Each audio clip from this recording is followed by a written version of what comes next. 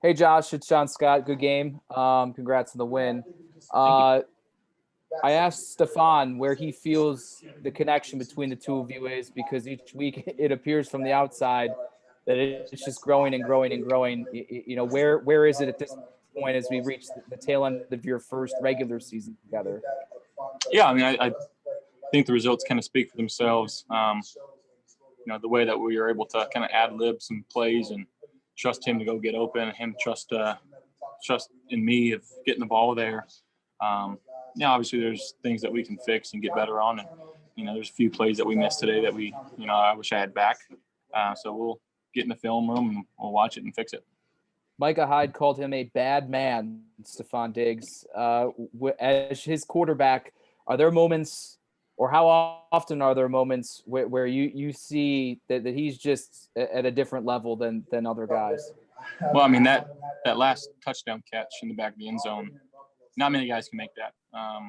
The way that you have to torque your body and how low you have to get, and the trust level to get back, and for me to put that in a spot where I felt like he can get it, still, like it was amazing to watch. Once it left my hand, just the way that he was able to go get that ball, it's special. Thanks a lot, Josh. Hey, Josh. Steph took us into some of the conversations you guys have out there sometimes, and how you'll just sometimes turn to him and say, go catch the ball.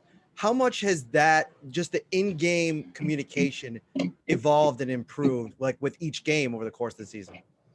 Well, I mean, I think some guys in the league at quarterback kind of demand their receivers or expect the receivers to be at a certain depth in, given any given route. It needs to be at that depth. I'm a big believer in, just, I don't care how you get separation, whether you run a stop at 6 yards or 9 yards or whatever the case may be.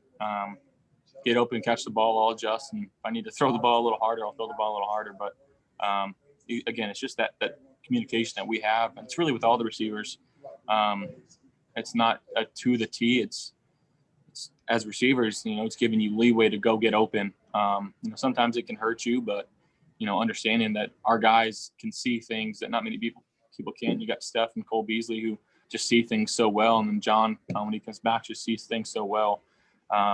Guys that can just kind of ad-lib, like I said, and find spots and find windows, and it's just my job to get to them. It seemed like everything you were doing tonight was working. Was that the best you ever saw the field and attacked windows against this defense that you obviously have so much respect for? Yeah, it's an extremely well-coached team, and I know this game. If they didn't want to admit it, it meant a lot to both sides. It's a lot of pride on the line for us. We're trying to get number 2 seed, and we'll put ourselves in a position where we can go get that in week 17, and we know that we got a hungry Miami team coming to us, and they're playing to get into the playoffs, and we got to be ready for everything that they can throw at us. Thanks, Josh.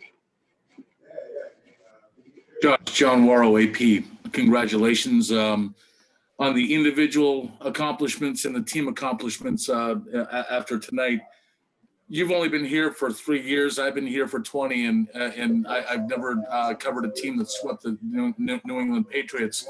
Can you take yourself out of the bigger picture and just in the moment of what this team has accomplished as a group in breaking a whole bunch of streaks and slumps and what have you, and then going into Foxborough and beating a team that has won so many Super Bowls and whatever, what this moment must feel like, or where this puts this team right now at this one snapshot of a moment? I mean, not to sound cliche and like a broken record, but it's number 12. We got one game left, and all that. It's cool, the records, this and that. But plan to get to 13-3 and give ourselves a chance in the playoffs. It doesn't mean much if we can't get it done, and we've got our mindset on bigger things. And first things first is week 17 against the Dolphins in Buffalo. Fair enough. Thanks, Josh. Hey, Josh, nice job tonight. Just with respect to the consistency you guys had tonight in finishing drives with points. I mean, not counting the one play kneel down at the end of the first half. 6 of your first 7 drives, points on the board. What got the momentum rolling so good so early, and then what kept it going? Because it looked like you guys just put your foot on the gas and then it just rolled from there. I mean, you guys looked like a boulder going downhill. Yeah, I mean, Dave's called a great game. Our guys executed, got open, caught the ball, blocked up front. Our front 5 did a great job. There's still things that we need to fix and, sustaining in the run game and getting that going. But I think our guys ran hard tonight. And again, it's just guys making plays. So that's really what it comes down to. Guys were receptive and open to all the checks that were at the line of scrimmage and doing the right things. And it's a sign of a good team. And then on the touchdown to Diggs, where he made the sliding catch for you, rolled out to your left there. Are you just extending that play to try to make something happen there? Because that's kind of off script, right? Maybe. I don't know. Can't give away all our secrets. Fair enough. Nice play. Thank you. Hey, Josh, Dan Fates in Rochester. Congrats on the win. Stefon said that that he feels like this offense is still scratching the surface. I guess that may sound crazy to some of us. Where can this offense go if this is just scratching the surface? I don't like to get into all that. I just think that we got a really good squad. We got talented players that work extremely hard and do the right thing, and when it comes down to nut cutting time during the games, we just got guys that consistently get open, make plays, block well, run the ball hard. We did a good job of protecting the ball tonight, and still on myself, I got a little loose on a couple of the plays, so I got to clean some of that stuff up. But as far as third downs, we could have been better today, and I think we cleaned that up with the fourth down efficiency that we had, but kind of skipping some of those and giving ourselves a better opportunity there. But there's still things that we can grow on and work on, and that's the fun part about it. That we played some good football tonight, but nowhere near perfect and nowhere near where we want to be. Seems like this year, every cutaway of you is you're smiling, whether you're on the field, whether it's a first down run or a third down completion. Is this the most fun you've ever had playing football in your life? It's always fun for me, through the good times, the bad times.